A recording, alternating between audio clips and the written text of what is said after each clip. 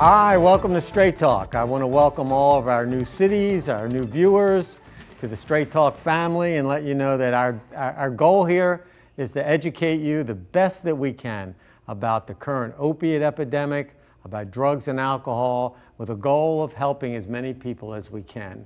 And today we've got a special show because I always get asked about how do I help somebody? What if they don't want help? How do I talk to them? Usually a family member. And we're going to spend the show talking with someone who is an expert at helping to get people into treatment and helping families. And it's Don Sloane. Don, welcome. Thank you, Mike. Don's the founder of Recovery Care Partner and is what we call an interventionist. You see and you hear the word all over the place. And he's been kind enough to join us for this show to help us help you get somebody the help that they probably need. So Don, thanks for doing this. Thanks for having me, Mike. My pleasure, believe me. Let's kind of start, and talk about addiction and talk about what's going on.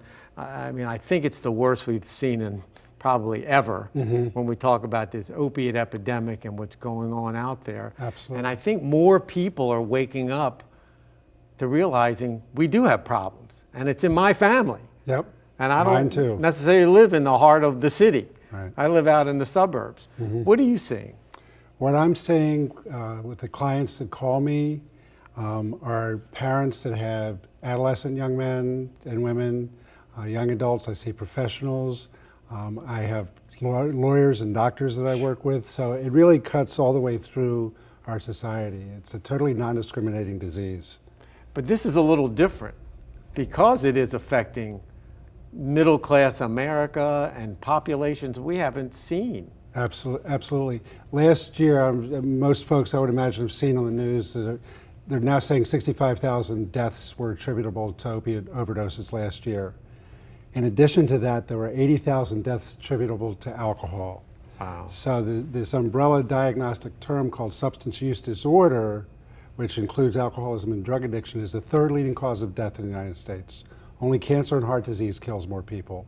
But what's interesting, and we don't hear this a lot, is of those three diseases, the one that is most treatable is addiction when proper care is sought out. And then it's amazing. Yeah. But I think a lot of it is probably because it didn't affect me. Well, and now all of a sudden, it's affecting families that never thought it could happen. That's a great point, Mike. I do a lot of public speaking, and I have a friend of mine that I do a guest lecture at George Washington University. And the last time I was there were about 65 adult learners in the room. And I asked, how many of you have never been impacted firsthand by alcoholism or drug addiction? Out of 64 people, 4 people raised their hand. That never were. That were never, and I think 2 of them were kind of in denial.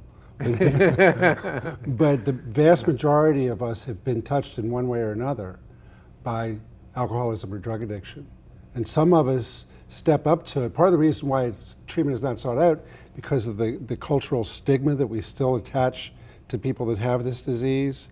Because while the behaviors look like it's willful misconduct, there's a biochemical basis in the brain that supports the behaviors that are manifested by alcoholism and drug addiction. It's not an excuse. It's not a get-out-of-jail-free card. But there is a basis, and that's the disease mechanism of substance use disorder. So when we talk about it being a disease, you're talking it's a brain disease. It's a brain, absolutely. The short version of the very long story is that the area of our brain and our prefrontal cortex, which is the newest part of our brain, one of the functions of that area of our brain is reasoning. And the fuel for reasoning to occur in the brain is the neurotransmitter, the chemical dopamine. The National Institute of Alcohol Abuse and Alcoholism about 18 years ago discovered that for somebody that has an adverse relationship with a chemical, whether it's alcohol or heroin or marijuana, the body gets fooled. The way the body gets fooled is the body stops producing dopamine at the levels that it would normally otherwise produce it at. And the PET scans show that reasoning is functioning at about 20% of capacity for an individual that has an adverse relationship with a mood or mind-altering chemical. So the very part of one's brain that would say, hey, this is a really stupid idea, I could die from this, is basically on vacation. Wow. So to try and sit in logic and reason, which is what most of us want to do for somebody we care about, and try to explain to them, can't you see that you're killing yourself? The fact of the matter is that they can't because of this brain malfunction. NIH went on to say that it takes on average of 6 to 24 months of complete abstinence before the body recalibrates the production of dopamine. And that's the key. Right. That time. Right. There are no, 28-day wonders, and we tend to say, go to treatment for 30 days and come back, and you need a long time. You need a long time. Do you think that in our society, especially with this opiate epidemic, that the pain medication, that we've gotten so used to, like we're very fast food oriented. Right. I got pain, I want something to get rid of it right now. Fix it now. And I want to get rid of it quickly. Right. And I want the biggest thing I can do because I got something to do. Or that has to, and now we see mental pain and we see so many suicides. We're seeing what's going on, and it also is tied into pain. It seems like pain is our biggest problem. How do we cope with pain? Right, right. Is it okay if I tell a little personal story here? Certainly. So I've been in recovery a long time. I've been sober for a little over 34 years. I had a neck fusion maybe about 2 years ago now. I required no opiates post-surgery. Tylenol worked. Because what's happened with the doctors overprescribing pain medication is the body builds a tolerance, and the body's natural ability to manage pain goes away in exchange for the medication being on board. Wow. So we're hardwired to manage pain. The opiates that are on the street and that are prescribed a lot were originally designed for late-stage cancer pain. And now they're being prescribed for, I have a wart on my finger, right, and I get 30 days refillable 4 times for the wart on my finger because it doesn't feel good. Yeah. It's a huge disservice. Exactly. It's exactly what's been going on. And now we also see it in mental pain, and it gets starting to get scary. But I think your point of the stigma is important. We're going to take a short break. Great. And we're going to come back and talk about what you do best, and that's helping people get help. But I want to keep picking your brain because you know so much. We're talking with Don Sloane, one of the premier experts in this country on dealing with addictions. I'm trying to get him to tell you as much as he can in the short time that we have, but we appreciate him being here. And when we come back, we're going to talk about that intervention. How do we help somebody, whether they want help or not? We got to give it a try. Stay with us. We're coming right back to Straight Talk.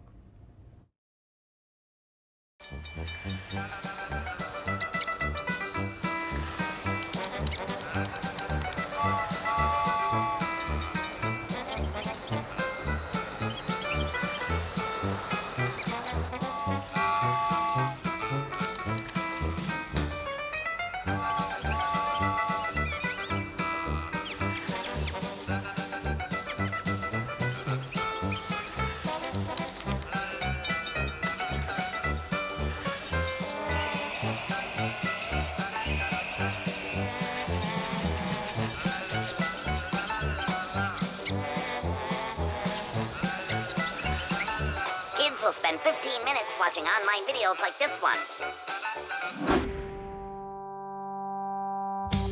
Brushing for 2 minutes now can save your child from severe tooth pain later. 2 minutes twice a day. They have the time.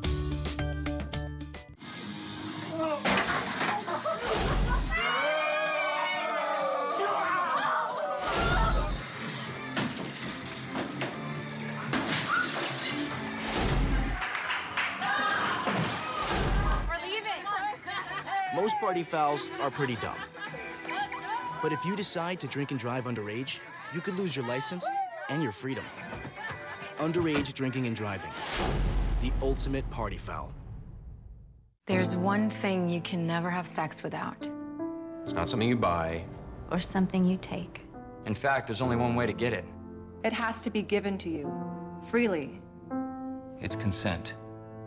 Because sex without it isn't sex. It's rape. Consent. If you don't get it, you don't get it. It's on us to stop sexual assault. Learn how and take the pledge at itsonus.org. Hi, welcome back to Straight Talk. We're talking about opiates, about drug addiction, alcoholism, how to help people. It's all about helping people. We're talking with Don Sloane, who's a national expert in dealing with addiction. He's the founder of Recovery Care Partner and just helps people 24 hours a day. I mean, it's just amazing. Don, let's kind of talk about what you do. Okay. And when that family calls you and they've got a son or a daughter or a spouse that has a problem with alcohol or drugs, and they go, what do we do? How do I get them help? What's your process? The first thing I do is I listen, because by the time somebody calls me, it's been multiple months, minimally, typically years, if not decades, of fear and anxiety, money down the drain, safety down the drain. So I listen. And then one of the first things that I share with the family, whoever calls me, is having done this work for 33 years now, I can tell you the most powerful tool to help somebody that suffers from this disease is love and compassion, combined with clarity and firmness. And the reason for that is all of our minds lie to us at times. For somebody who's in an active addiction, we lie on steroids, but our hearts don't know how to lie to us. And the framework, the platform from which I support families to get their loved one help is one, to touch their heart. I do 35, 40 interventions a year. 75 to 80% of the people that I facilitate an intervention on accept help at the time of the intervention. And it's not that I'm particularly great one way or another. What I'm good at is preparing families to be able to touch their loved one's heart. And when that happens, people go, it bypasses that impaired brain that we were talking about. Yeah. Bypasses that, and the heart goes, I need this help. And I'll frequently ask if there's resistance by the person being intervened on. Do you trust the people that are sitting in this room with you? Do you believe they would never do anything to hurt you? And the answer almost always is, yeah, I do. Right. Then can you trust them enough? And it's a very structured process. There's preparation. Many folks are probably aware of the television show Intervention. The way I facilitate interventions doesn't have anything to do with that model. It doesn't have anything to do with it at all. I didn't think so.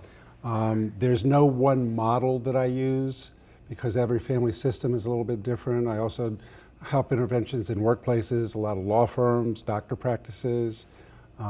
So we meet the individual where they're at, again with a tremendous amount of preparation. It's akin to an attorney preparing someone for trial. Before we sit down and have the conversation, we plan for any potential inevitability that could occur during the conversation. What do we do if they say, y'all are crazy, I'm walking out of here?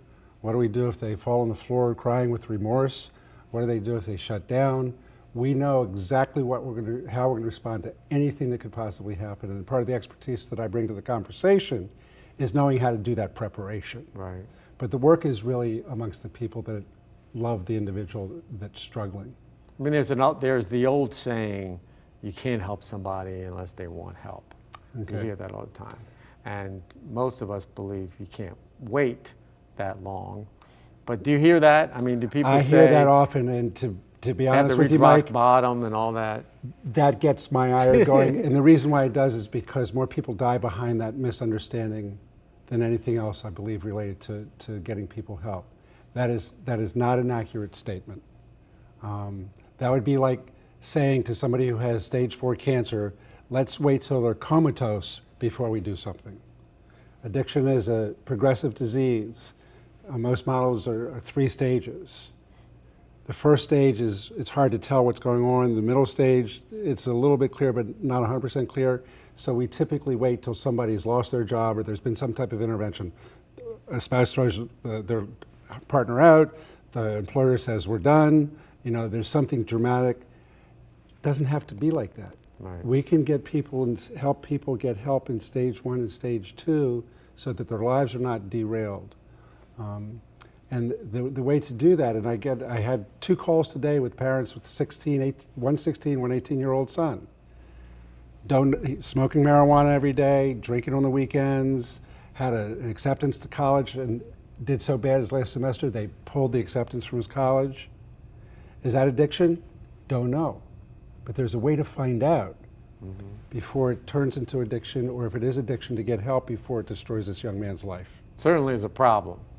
Without question. Safe Certainly- statement. Certainly a problem. But that whole, I guess the concept of understanding addiction, the disease, versus a parent who calls you and says, my kid won't stop smoking pot. I don't know what's going on. Right. I mean, that's an early stage. Correct. Do you believe that the preventative stage or the early stage, that parents need to do more? Absolutely. At that front end, rather, like you said, than wait? Absolutely. And I know that we wanted to talk about opioids, but I get a lot of more and more calls about marijuana. Me too. Here in the last year or two. And as I know you know, the active ingredient in marijuana, THC, is 100 times what it was 35 years ago. And as a result of that, the marijuana is hitting different receptor sites in the brain, and we're seeing withdrawal from marijuana, which we had never seen before. We're seeing marijuana-induced psychosis, particularly in adolescent young men, that end up in a hospital sometimes for 8 or 10 days before the psychosis quiets. Sometimes the psychosis doesn't go away. We're having a handful of occurrences of that. So if you're not sure, err on the side of caution. There's nothing to lose by doing that. There's nothing to lose by doing that at all. And when you say, what should they do? When you say, you know, get involved, should they seek help at that at the early stage? Well, what can parents, you know? The parents, the family I was just referring, mom wanted to know whether to put him in 30 days treatment. Right. And I said, no, it's not clear what's going on with him. And what we're going to do is one of my staff, who's a master's level education, has a master's in education rather, is going to go have coffee with this young man. And we're going to just ask him questions, because particularly with adolescents, they don't want to be told what to do. Right. So we're going to try and build a therapeutic alliance with this young man, very light touch. And over the course of a handful of meetings, hanging out at Starbucks or going to get a smoothie, someplace that's comfortable for this young man, You'll get a better sense. Eric will make an assessment about whether he's struggling with anxiety and depression, or whether it's his relationship with marijuana that's getting in his way. And then from there, we'll make recommendations to the family about how to proceed. We're going to talk about that when we come back, about that assessment, because it sounds like that's a critical component. We're talking with Don Sloane, the founder of Recovery Care Partner, and an interventionist, and just an amazing person who helps a lot of people. And so we're trying to give you some information so that if there's someone that you care about that has a problem with substance abuse, that maybe you'll know a little bit more of what to do. So stay with us. We're coming back to Straight Talk, and we'll talk a little more with Don Sloane.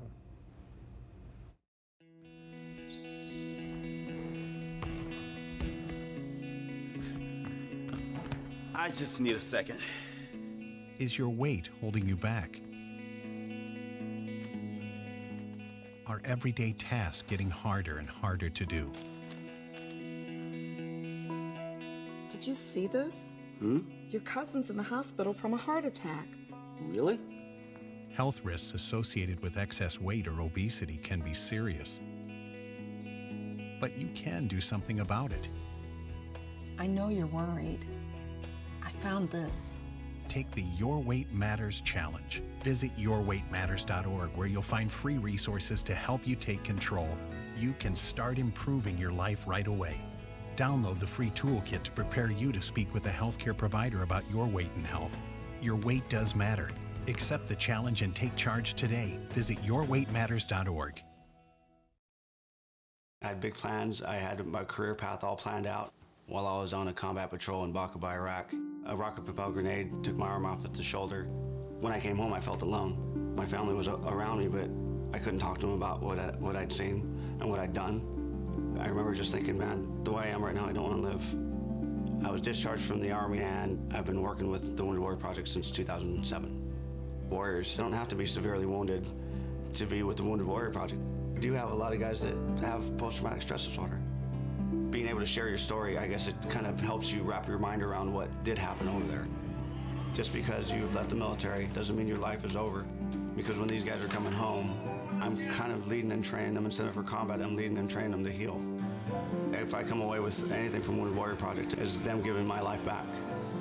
My name is Norby, and yes, I do suffer from post-traumatic stress disorder, but I'm okay.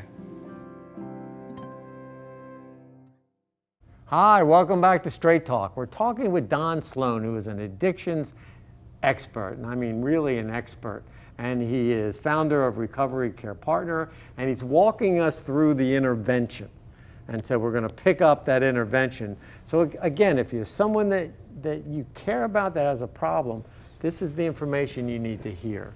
So Don, let's take that last piece now, where you make that intervention and you're trying to get that person help. Okay, so this is the general framework. Right. And again, it flexes from circumstance to circumstance. I get a call, and that initial call, again, I listen, and my first guidance to the family, if we end up working together, is to think about the person in your loved one's, the people rather, in your loved one's life that are concerned about their health and well-being. Not concerned about whether they have addiction or not, but that are simply concerned about their health and well-being. We then schedule a conference call, because most people are not co-located, that typically lasts between 2 and 3 hours for the first call. The framework for the call is there's a few minutes about my background, then I explain about the disease and the mechanism a little bit more than what I did at the beginning of the show. Then I listen, because I want to get as comprehensive a picture about what's going on with that individual as is possible, because one of the things that I will do is make an assessment about what level of care is appropriate for that individual and providers that can provide that level of care. So then listen, then I provide very explicit guidance on how to prepare to have the conversation with the person who needs help. The primary behavioral manifestation of addiction is denial, rationalization, and justification. And the framework that I provide minimizes the opportunity during the intervention for the individual to deny, rationalize, or justify what's being said to them. And then typically at least an hour of the call as we walk through the entire process. From the moment we walk in the door or the person comes to where we are to the moment they say, okay, I'll do what you're asking me to do, which could be go to a 12-step program or go work with an individual therapist or go to an intensive outpatient or go to inpatient. There's a range of recommendations depending upon where the person is at. We also prepare for what will happen if the person says, no, I'm not accepting the help. Boundaries, consequences, which are not punitive. The individual frequently receives them as punitive, but the essence of the boundary is to say, I love you enough that I can no longer support watching you kill yourself. I love you so much that I will do whatever I can to help you not die from this. So that misnomer that we talked about a little while ago about people have to hit their bottom before they'll accept help, I've done somewhere in the 700s of interventions over the last 30 plus years. I have never had anybody say to me, Don, what a great idea. Thanks so much for doing this. Why didn't you guys do this, sooner? And they dance into the treatment center. Right. No, zero occurrence of that. It's people are angry, they're frightened, and the reason why they're frightened is because what's being asked of them is to give up the only thing that they believe is helping them. We're asking them to give up their best friend. And I frequently will say to families during the training, what you're doing is an act of love and courage, number one. And what you're doing for your loved one is you're making a healthy decision for that person at a time that they are incapable of making a healthy decision for themselves because of that brain impairment that we talked about. Right. And so nobody agrees to it. Nobody likes it. Yeah. I tell people all the time, you can go to treatment and be as angry as you want to be, and you can still go. Right. Right. And that's the key. Right. And that's the key. But it's, as you say, it's a lot more complicated, the preparation. But it needs to happen. Right. Because everyone thinks it's going to get better on its own. It's going to get better on its own, or we can handle this. Right. So if we think about somebody that, again, addiction's third leading cause of death. If somebody has cancer or heart disease, nobody would ever consider doing anything other than going to a cardiologist or an oncologist. But with addiction, we're going to figure it out on our own. It's crazy. It would be like saying to somebody, giving somebody 5 minutes of information, hand them a scalpel and say, why don't you go do open heart surgery? I mean, that's ludicrous. Nobody would ever do Right. that. But when it comes to addiction, it's a disease of denial not only for the individual that has it, but for those, NIH tells us that there are 7 to 8 other people on average that are adversely impacted by every one addict. The motivation is pure to want to help, but there's not a knowledge base or a skill set to know how to effectively help. And that's why it doesn't need to be Don Sloane, a recovery care partner, but don't do this home alone. Get somebody that knows what they're doing, because if you don't, it can do more harm than good. Right. It'll help the person dive deeper into their addiction. And I think, again, that early intervention, quickly, when these parents are, because these kids that are smoking weed, working their way up the ladder, eventually, you know, they'll get their opiates and they'll get their heroin and they'll get whatever's up the ladder.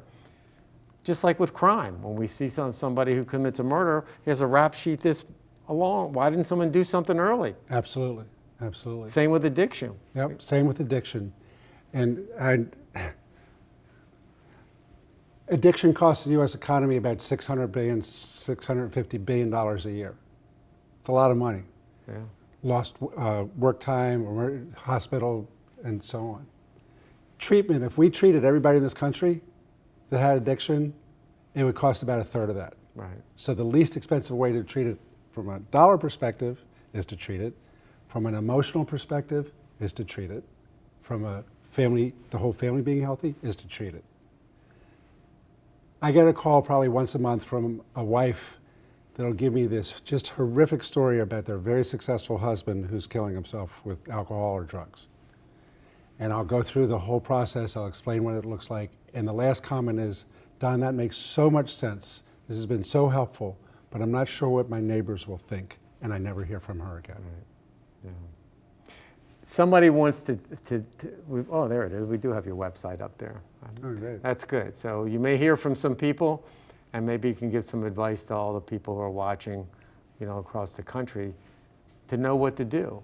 And hopefully your website will give them some good guidance. But I could talk with you forever. I mean, you're terrific. You're great. Thank you. Tell it like it is, and you've done it, and you know what it's like, and everything. But hopefully we can help some people. Yes. Give a call. Thanks again for being on the show. Thank you, Mike. Great, great. Today on Straight Talk, Don Sloane, a great person, great professional, helping a lot of people. Again, if you have someone that you care about, or yourself has a problem with alcohol or drugs, pick up that phone, get hold of Don Sloane, get hold of someone in your area, but get some help. I want to thank you for watching Straight Talk, and we'll see you next time.